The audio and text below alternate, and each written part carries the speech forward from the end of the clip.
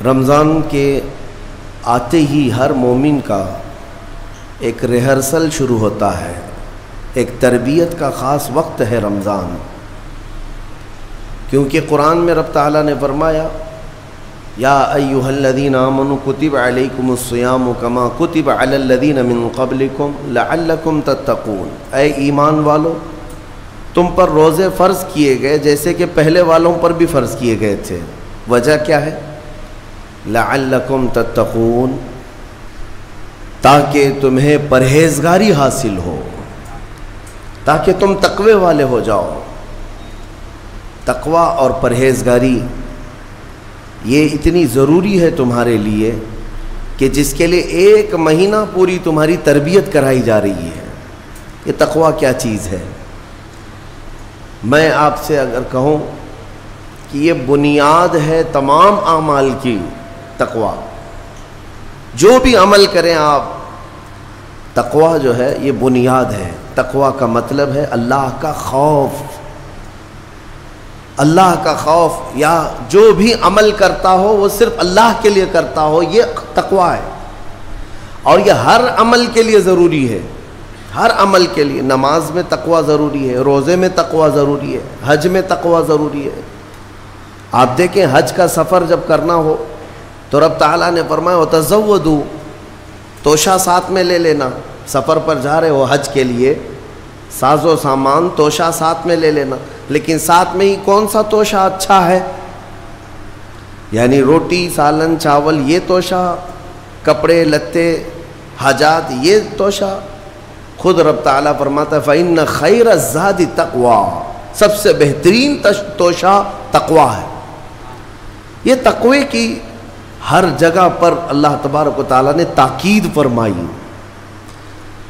اب میں آپ کو بتاتا ہوں یہ رمضان المبارک جو 1 مہینہ تمہیں تربیت کے راستے سے گزارا جاتا ہے، کس وجہ سے؟ تاکہ تمہارے دلوں میں تقوی آئے، تقوی۔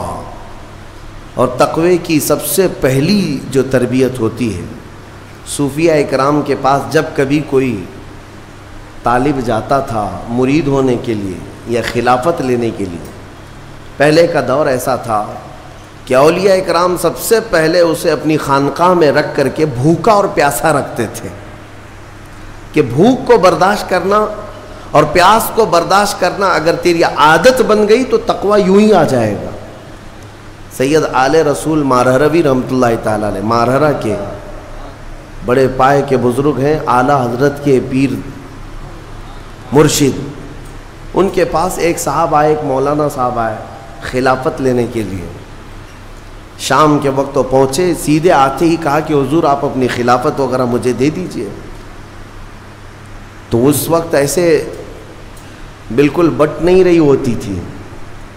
آپ نے کہا آپ آج تو آئے ہیں، مہمان ہیں ہمارے ہاں، رک جائیے خانقاہ میں، کل کو بات کریں گے، رات ہو چکی۔ اور حضرت نے اپنے خادم سے کہا مولانا کی اچھی خاطر تواضع کرو۔ رات کو ان کو ایک کمرے میں رکایا گیا اور ان کو خوب مچھلی کھلائی گئی۔ حضرت کا حکم تھا کہ انہیں مچھلی پیٹ بھر کر کے کھلائیں لیکن پانی مت دینا۔ اور ایک خاص قسم کی وہاں پر مچھلی ملتی ہے اتر پردیش میں، وہ مچھلی کھلائی گئی۔ جب پیٹ بھر کر کے مولانا صاحب نے مچھلی کھائی تو خادم صاحب نے باہر سے دروازہ بند کر لیا، کمرے میں انہیں اندر چھوڑ کر باہر چلے گئے۔ وہ اندر سے پکارتے رہے پانی تو دے دیجئے، کھانا کھا لیا پانی تو دے دیجئے، کوئی سننے والا ہی نہیں تھا۔ وہ پانی کرتے کرتے کرتے اندر سے چیختے رہے، چلاتے رہے، اور پھر جو ہے ان کی آنکھیں بڑی ہو گئی تھیں پیاس کی شدت کی وجہ سے۔ ظاہر سی بات ہے مچھلی کے بعد بہت تیز پیاس لگتی ہے، کیونکہ مچھلی باہر بھی پانی میں رہتی ہے، اندر بھی اسے پانی کی ضرورت ہوتی ہے۔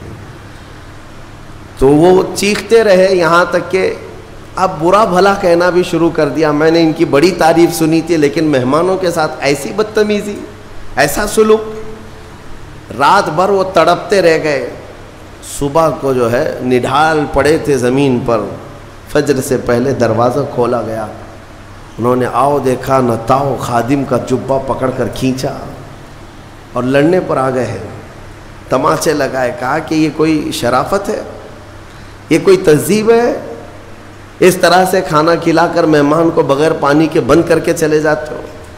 تو حضرت اس وقت آ گئے، حضور آل رسول رحمۃ اللہ تعالی علیہ قریب آئے، پوچھا کیا بات ہے؟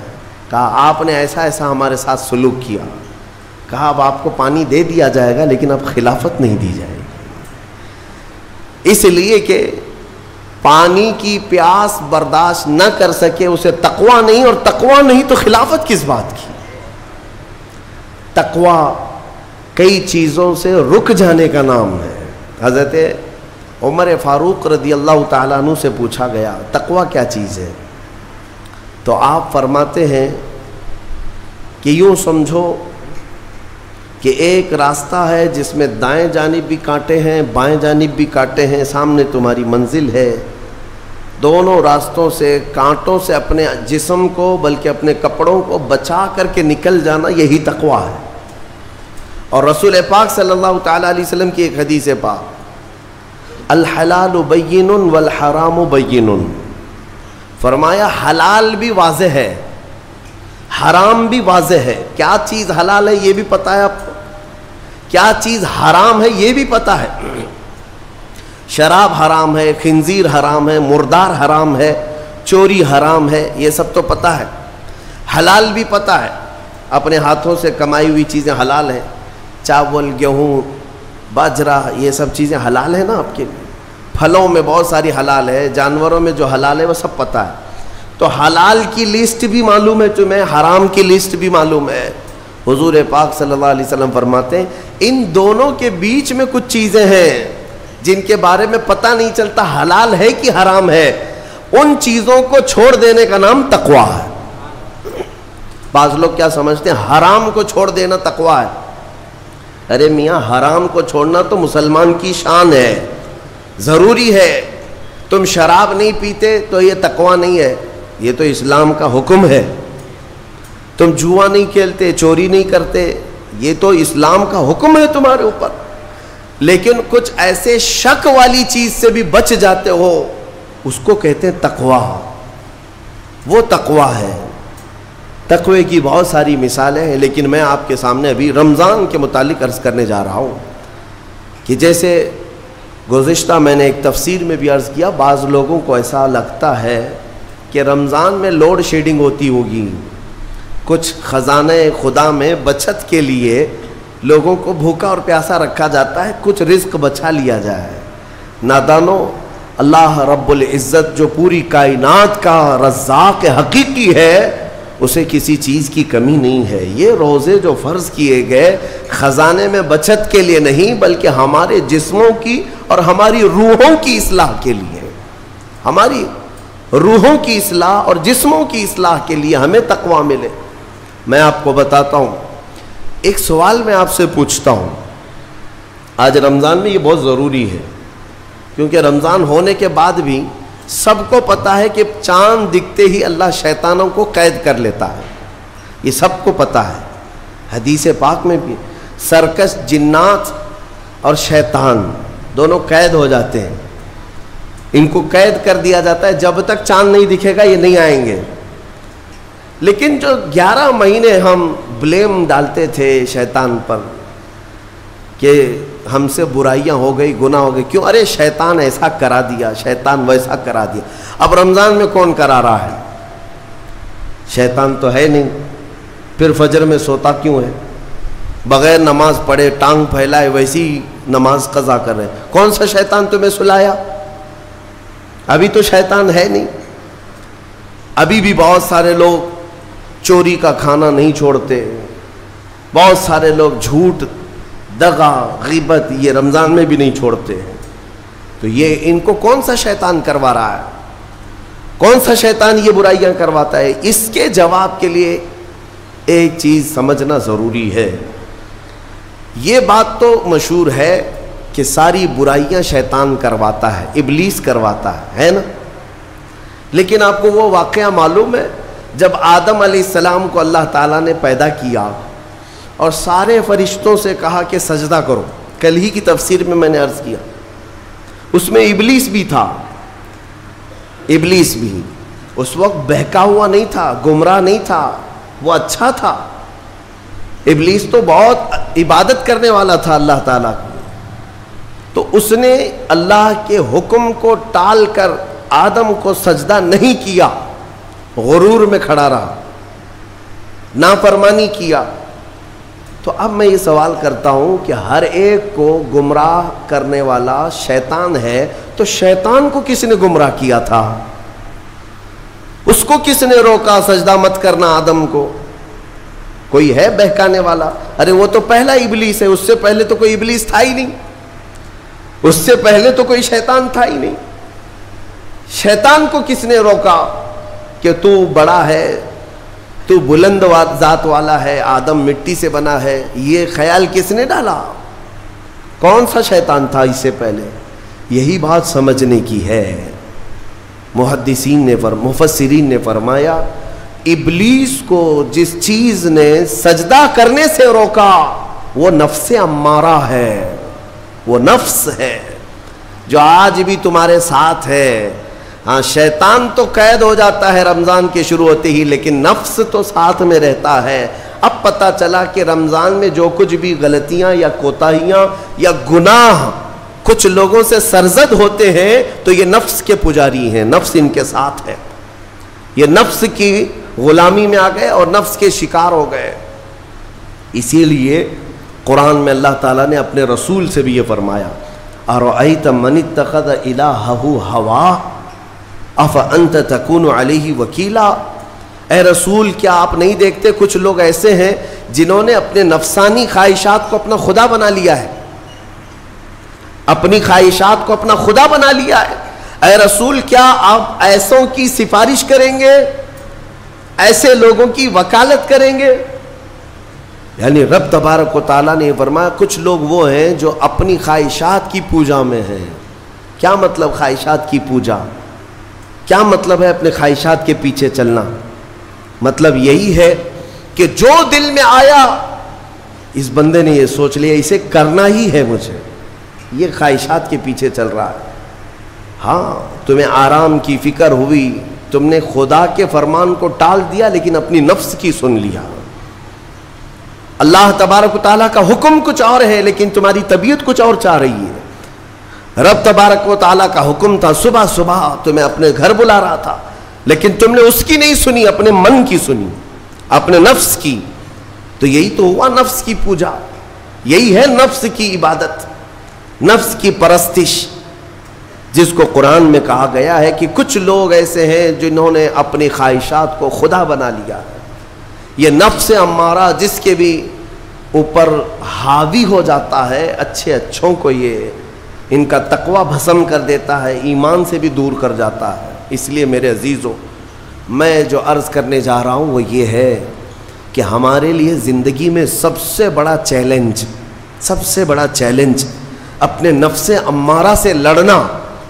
آپ کو پتہ ہے رسول پاک صلی اللہ تعالیٰ علیہ وسلم ایک جہاد سے جب واپس مدینے تشریف لا رہے تھے, وہ جہاد بہت سخت تھا, صحابہ زخمی تھے, بہت گھماسان کی لڑائی ہوئی تھی, لیکن جب واپس مدینے آ رہے تھے تو میرے آقا نے ایک جملہ فرمایا تھا رجعنا من الجہاد الاصغر الى الجہاد الاکبر. اے میرے صحابہ ہم چھوٹے جہاد سے بڑے جہاد کی طرف جا رہے ہیں. صحابہ نے پوچھا اس سے بڑا جہاد اب کون سا ہے یا رسول اللہ؟ میرے آقا صلی اللہ علیہ وسلم فرماتے ہیں اے میرے صحابہ اپنے نفس سے لڑنا اب یہ بڑا جہاد ہے, نفس سے لڑنا بڑا جہاد ہے. میرے عزیزو یہ خواہشات کو ہی ختم کرنا ہو, اس نفس کو اگر کنٹرول میں لانا ہو تو کیا کرو گے؟ نفس امارہ سب کے پاس ہے. قرآن میں مولا فرماتا ہے وما ابرئ نفسی ان النفس لامارۃ بالسوء الا ما رحم ربی. کوئی اپنے نفس سے بچ نہیں پائے گا سوائے وہ شخص جس پر میرا رب رحم فرمائے. اللہ کا رحم جس پر ہو گیا وہ اپنے نفس سے بچ جائے گا. میں آپ کو ایک دعا بتاتا ہوں, حضور پاک صلی اللہ علیہ وسلم اگر دعا کرتے تھے تو اس سے آپ کو اندازہ ہو جائے گا کہ یہ کتنی امپورٹنٹ چیز میں آپ کے سامنے کہہ جا رہا ہوں. کون سی؟ حضور جب دعا کرتے تھے تو یوں کہتے تھے اللہ کی بارگاہ میں اللہم لا تکلنی الی نفسی طرفۃ عین. اے اللہ تو مجھے میرے نفس کے حوالے ایک منٹ کے لیے بھی مت دینا, تو اپنی حفاظت میں رکھ. حضور جب یہ دعا کرتے تھے کہ مجھے میرے نفس کے حوالے ایک منٹ کے لیے, طرفت عین کہتے ہیں پلک جھپکنے کے برابر, اتنے ٹائم کے لیے بھی اے اللہ تو مجھے میرے نفس کے حوالے مت کرنا, تو اپنی حفاظت میں رکھ. سید الانبیاء جب یہ دعا کرتے ہیں تو اندازہ کرو اے مومنو, نفس کی تباہ کاریاں کیا کیا ہیں, یہ کتنوں کو ہلاک کر دیتا ہے, کتنوں کا عمل ضائع کرتا ہے, کتنوں کا ایمان ختم کرتا ہے. اب میں جو بات کہہ رہا ہوں وہ یہ توجہ سے سنو, یہ نفس امارہ جس نے شیطان کو بھی گمراہ کیا, شیطان کو بھی بہکا دیا, یہ نفس آدم کو سجدہ نہ کرنے کا جو غرور پیدا کیا, یہی نفس امارہ تھا. اس نفس امارہ کو اگر کوئی کنٹرول کرا سکتا ہے تو وہ ماہ رمضان المبارک ہے. بس یہی ہے رمضان کی فضیلت. رمضان المبارک اس لیے تمہیں دیا گیا کہ بڑی بڑی طاقتیں تمہارے نفس کو قابو میں نہیں کر پائیں گی, لیکن رمضان کے روزے تمہیں کنٹرول میں لے آئیں گے, کنٹرول میں لائیں گے. اب سمجھ میں آیا کہ روزے کیوں رکھائے جا رہے ہیں؟ ارے گرمیوں کی شدت ہے, ادھر حلق سوکھا جا رہا ہے, پیٹ پیٹ سے لگ جاتا ہے. ان لوگوں کو پوچھو روزہ کیسا ہوتا ہے جو مزدوری کرتے ہیں, ان لوگوں سے پوچھو جو دن بھر کام کاج کرتے ہیں. میرے عزیزوں, روزے رکھنے کے بعد کیا رب تبارک و تعالیٰ کسی کو اس کی طاقت سے زیادہ تکلیف دینا چاہتا ہے؟ نہیں میرے عزیزوں, وہ رحمان ہے. اس نے جب تمہیں ماں کے پیٹ میں 9 مہینے رزق دیا تو کیا کائنات میں نہیں دے گا؟ تمہیں ماں کے پیٹ میں بھی رزق دیتا رہا. تم جب دنیا میں آئے, تمہارے ماں کے سینے میں خون سے دودھ کس نے بنایا؟ تمہارے رزق کا انتظام کرنے والا وہ خدا. اگر تمہیں حکم دیتا ہے کہ صبح سے لے کر شام تک بھوکے رہو, تو یہ اس کا ظلم نہیں بلکہ یہ عین کرم ہے. اللہ تبارک و تعالیٰ کا رحم ہے تم پر کہ وہ مولا ہماری اصلاح چاہتا ہے کہ ہمارے اندر تقوی آ جائے, جسم میں بھی اور روح میں بھی. اب ایک اور بات میں آپ کو بتا دوں, میں نے ایک بات پڑھی تھی نفس کے متعلق, یہ نفس امارہ. اسی لیے امام غزالی رحمۃ اللہ تعالیٰ علیہ نے فرمایا اللہ کی جو مخلوق ہے وہ 3 طرح کی ہے, ایک فرشتے, دوسرے انسان, تیسرے جانور. یہ 3 الگ الگ قسم کی مخلوق ہیں, کیونکہ اللہ تعالیٰ نے تینوں کو جو چیزیں دی ہیں ان میں فرق ہے. فرشتوں کو اللہ نے عقل دیا ہے, نفس نہیں ہے. نفس, شہوت, برائی کرنے کی خواہش فرشتوں کے اندر ہے ہی نہیں, وہ سوچ بھی نہیں سکتے برائی کرنے کا. فرشتوں کو اللہ نے عقل دیا ہے, اور عقل عزت والی چیز ہے. اور جانوروں کو اللہ نے نفس دیا ہے, عقل نہیں. عقل والے نہیں ہیں جانور, عقل والے نہیں, لیکن نفس ہے, شہوت ہے. شہوت بھی ہے, نفس بھی. لیکن انسان ایک ایسی مخلوق ہے جسے اللہ نے عقل بھی دیا ہے, نفس بھی دیا. مطلب یہ ہے کہ تمہیں اللہ نے ایک چیز فرشتوں والی دی ہے, ایک چیز جانوروں والی بھی دی ہے. دونوں تمہارے اندر ہے, عقل بھی ہے, نفس بھی ہے. لیکن امام غزالی فرماتے ہیں توجہ, جو بندہ نفس ہونے کے باوجود گناہوں سے اپنے آپ کو بچا لیا, وہ بندہ فرشتوں سے بھی افضل ہے. کیوں؟ فرشتے اس لیے بچے ہوئے ہیں کہ ان کے پاس نفس ہے ہی نہیں, اور تم بچ رہے ہو تو کمال کی بات ہے. نفس ہوتے ہوئے بھی گناہ سے بچ گیا تو اس انسان کا مقام فرشتوں سے بھی اعلیٰ ہے. لیکن ساتھ ہی امام غزالی یہ بھی فرماتے ہیں عقل ہونے کے باوجود اگر گناہوں سے نہیں بچتا تو پھر وہ جانوروں سے زیادہ ذلیل ہے, کتے اور خنزیر سے بھی گیا گزرا ہے. کیونکہ جانور تو بیچارہ معذور ہے, اسے عقل نہیں ہے, نفس ہے. تمہارے پاس عقل ہے, اس کے باوجود حرام کاریاں کر رہے ہو تو جانوروں سے زیادہ گر گئے. فیصلہ تمہارے ہاتھ میں ہے کہ تم کون سی زندگی گزارنا چاہتے ہو, کون سی, کہ تم نفس کے پجاری بن جاؤ یا عقل کا صحیح استعمال کر کے فرشتوں والی صفات پر عمل کرو. عزیزان گرامی وقار, نفس اور عقل یہ جو 2 چیزیں ہیں ان کو میں آپ کے سامنے تھوڑا سا کھول کر کے عرض کرتا ہوں. عقل جو ہے عزت والی چیز ہے، جسے بھی دی گئی ہے وہ عزت والا ہے۔ کیوں عزت والی ہے یہ عقل؟ پوری دنیا میں عقل کا ہی تو کمال ہے۔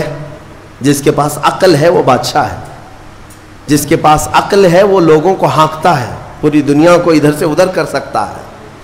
عقل اور نفس جو ہے، نفس برائیوں کی طرف بلانے والا، عیاشی کی دعوت دینے والا، موج مستی کرانے والا اور اپنے آپ کو تباہ کروانے والا۔ اچھے بھلے نوجوان، 25 سال کی کڑیل جوانی ہے، کون ہے جو انہیں نشے کے اڈے پر لے جاتا ہے؟ کون ہے جو ان کو تباہ و برباد کرتا ہے؟ نوجوان کو اچھی طرح سے معلوم ہے کہ میں کوکین، افیون، ہیروئن لوں گا تو میرے جسم کے ساتھ کیا ہوگا، اسے معلوم ہے، لیکن اس کے باوجود عیاشی کروانا یہ نفس کی عادت ہے۔ کسی کے اوپر نفس غالب آتا ہے، کسی کے اوپر عقل غالب آتی ہے۔ عقل جس کے اوپر غالب آ گئی وہ اچھا آدمی ہے، نفس جس کے اوپر غالب آ گیا وہ شیطان کا پجاری ہو گیا، نفس کی سننے والا۔ اب یہ دونوں جو چیزیں ہیں میں بتاتا ہوں آپ کو۔ روایت میں ملتا ہے کہ جب اللہ نے عقل کو بھی پیدا کیا اور نفس کو بھی پیدا کیا تو اپنے سامنے حاضر کیا، عقل سے پوچھا کہ اے عقل بتا میں کون ہوں اور تو کون ہے؟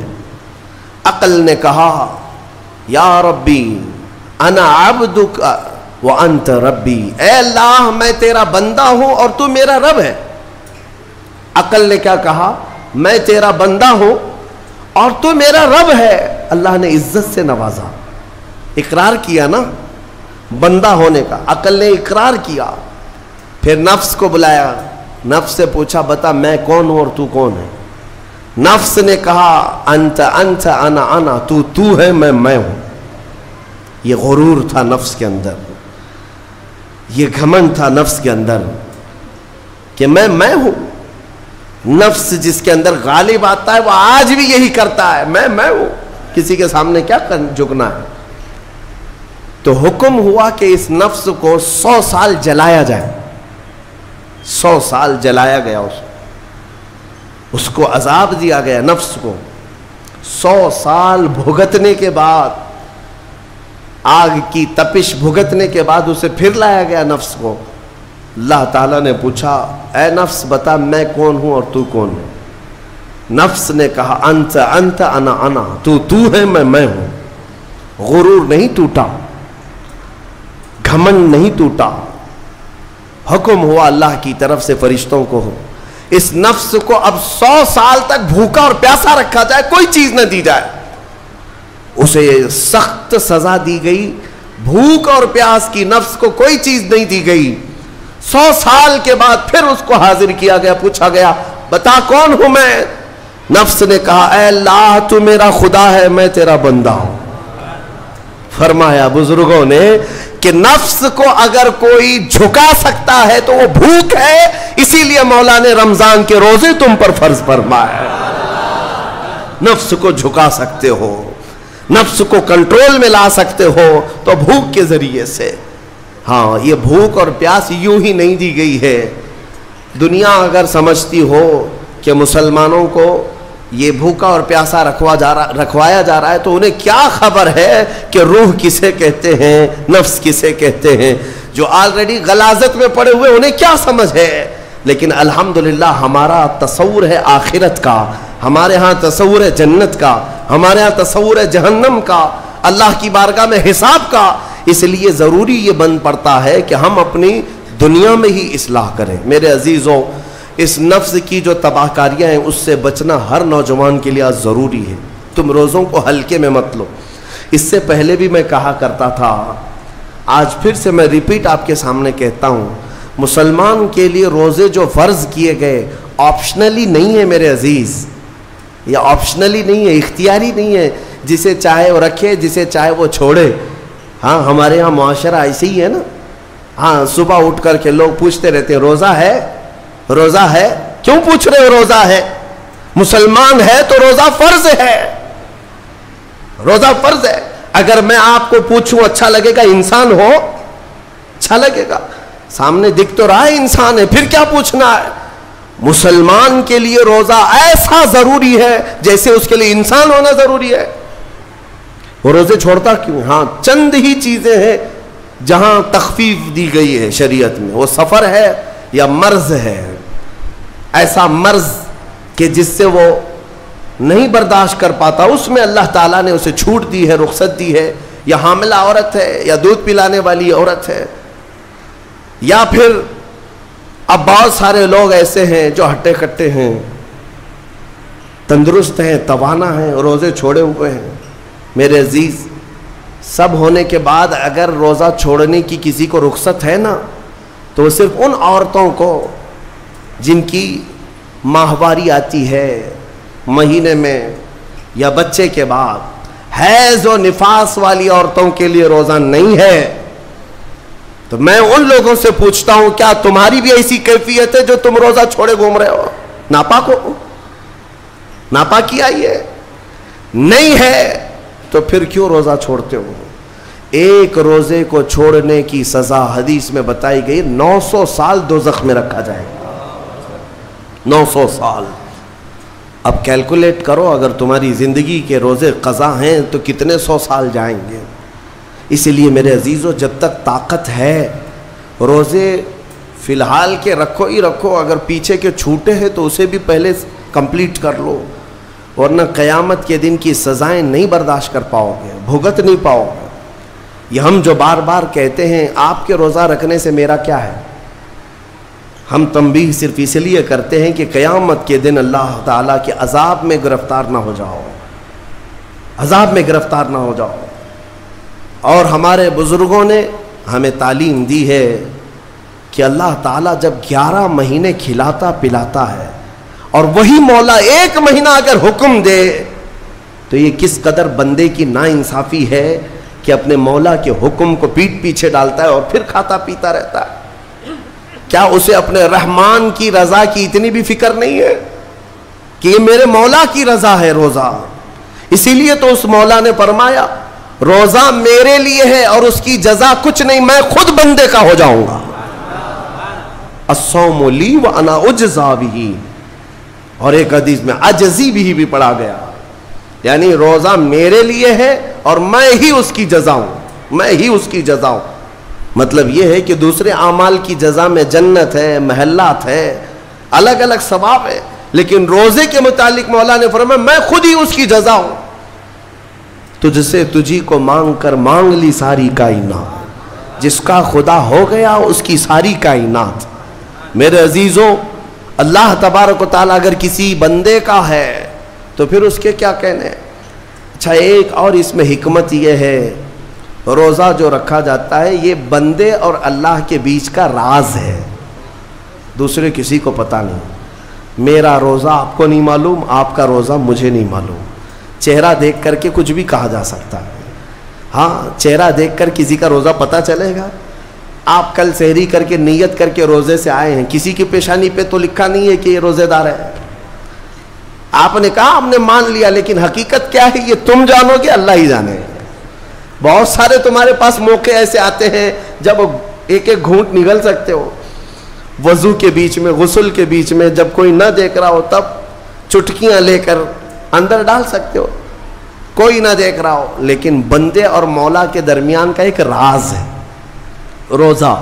اسی وجہ سے ایک حدیث میں ملتا ہے قیامت کے دن جب ایمان والوں کو جمع کیا جائے گا اور جن کی بخشش ہو جائے گی تو ان میں ایک جماعت ایسی ہوگی جو جنت کی طرف اڑتے ہوئے جا رہے ہوں گے اور جنت میں پہنچ جائیں گے، کسی کو نظر نہیں آئیں گے، بہت تیزی سے وہ جنت پہنچ چکے ہوں گے۔ باب الریان ایک دروازہ ہے جو صرف روزے داروں کے لیے، جن کے روزے اللہ کی بارگاہ میں پسند آ گئے، وہ دروازہ صرف ان کے لیے، وہاں پہنچ چکے ہوں گے۔ بہت سارے اہل اللہ، بڑے بڑے مقامات والے وہاں موجود ہوں گے، پوچھیں گے تم کہاں سے آئے، کون سے راستے سے آئے؟ نہ وہاں نظر آئے نہ راستے میں نظر آئے، یہاں کیسے پہنچے؟ تو وہ کہیں گے کہ اللہ تبارک و تعالیٰ نے ہمیں روزوں کی وجہ سے یہ مقام دیا۔ رب تعالیٰ کی طرف سے ارشاد ہوتا ہے کہ ان بندوں نے دنیا میں جو روزہ رکھا تھا وہ سب سے چھپا ہوا تھا، کسی کو پتہ نہیں تھا روزہ ہے یا نہیں، اس لیے جب میں نے ان کے روزے قبول کیے تو سب سے چھپا کر انہیں جنت کی طرف بھیج دیا، وہاں پر بھی یہ جزا دی گئی۔ میرے عزیزوں، فضیلتیں بہت ساری ہیں، سب کو پتہ ہے، لیکن میں جو کہہ رہا ہوں وہ یہ ہے کہ اگر اپنے نفس کو کنٹرول میں لانا ہو تو یہ روزے شرط ہیں۔ ایک صحابی حضور کی بارگاہ میں آئے، جوان تھے، کہا کہ یا رسول اللہ صلی اللہ علیہ وسلم، جوان ہو چکا ہوں، شادی کی عمر ہے، لیکن شادی کرنے کی طاقت نہیں، مال نہیں، اسباب نہیں، کیا کروں؟ شادی نہ کرے تو گناہوں کی طرف چلے جائیں، خواہشات ہیں انسان کی۔ تو جانتے ہیں میرے آقا صلی اللہ تعالیٰ علیہ وسلم نے کیا فرمایا کہ اگر استطاعت ہے تو شادی کر لے، ورنہ روزہ رکھ لے۔ شادی کے بدل ڈائریکٹ کون سی چیز؟ روزہ۔ فرمایا اس لیے کہ روزہ تمہاری شہوت کو ختم کرتا ہے، تمہارے اندر صبر قائم کرتا ہے۔ عزیزان گرامی، حدیث پاک کا یہ مفہوم میں آپ کے سامنے رکھ رہا ہوں۔ تربیت میں میرے آقا نے ان نوجوانوں سے کہا جن کی شہوت غالب ہے، جو گناہوں کی طرف زیادہ جا سکتے ہیں، ان کے لیے فرمایا گیا وہ روزہ رکھیں، کنٹرول میں رہیں گے۔ صرف رمضان کا ہی نہیں، سال میں اور بھی دنوں میں روزہ رکھو تاکہ تمہارا نفس قابو میں رہے، کنٹرول میں رہے۔ میں چند مہینے پہلے کچھ نوجوانوں کی کثرت کو دیکھ رہا تھا جو اپنے جسم کو شیڈول بنانے کے لیے، مینٹین کرنے کے لیے ڈائٹ پلان تیار کر رہے تھے۔ تو اس میں ایک بہت ہی بڑے ڈاکٹر ہیں جنہوں نے ڈائٹ پلان دیا، تو اس میں انہوں نے مینشن کیا کہ ہفتے میں ایک دن بھوکا رہنا چاہیے، صبح سے شام تک۔ وہ نان مسلم ہے۔ میں نے پوچھا تھا کہ یہ آپ کے ڈائٹ پلان میں کس لیے ہے؟ تو انہوں نے اس کی سائنٹیفک وجہ بتائی کہ ہفتے بھر میں ہم جو کچھ بھی کھاتے ہیں، کچھ ایسی چیزیں جمع ہو جاتی ہیں جن کو پگھلنے کا موقع ہی نہیں ملتا، ہم بار بار کھاتے رہتے ہیں، اس پر چیزیں جمع ہوتی رہتی ہیں۔ ایک دن ہفتے میں اگر اپنے پیٹ کو خالی چھوڑ دیا جائے تو فاسد مادے گل کر کے باہر نکل جائیں گے اور صحت ہمیشہ صحیح رہے گی۔ یہ دنیا کہہ رہی ہے۔ میرا مولا بغیر حکمت کے کوئی چیز تم پر فرض نہیں فرماتا۔ جس نے ہمارے جسموں کو بنایا، جس نے ہماری روح کو بنایا، وہی زیادہ بہتر جانتا ہے کہ ہمارے حق میں کیا چیز اچھی ہے۔ اس لیے اے میرے عزیزوں، اب ان نفس کے خلاف جو باتیں میں نے عرض کی ہیں، نوجوانوں، آج تمہارے لیے نہیں، پوری زندگی کا سب سے بڑا چیلنج ہے، سب سے بڑا چیلنج۔ جو اپنے نفس امارہ سے بچ گیا وہ صحیح سلامت دنیا سے چلا گیا، ورنہ موت کے وقت بستر پر روح نکلنے سے پہلے بھی نفس امارہ بہکاتا ہے۔ یہ شیطان کا قریبی دوست ہے، یہ دونوں کی سانٹھ گانٹھ ہے۔ نفس کی اور شیطان کی دوستی بہت گہری ہے، بہت گہری ہے۔ اسی لیے تو شیطان جاتا ہے تو نفس اس کا کام کرتا رہتا ہے، دونوں مل کر کے انسان کو تباہ و برباد کرتے ہیں۔ لیکن اس کے باوجود اگر آپ بچے ہیں تو یہ اللہ کا فضل ہے تم پر، اللہ کا فضل ہے۔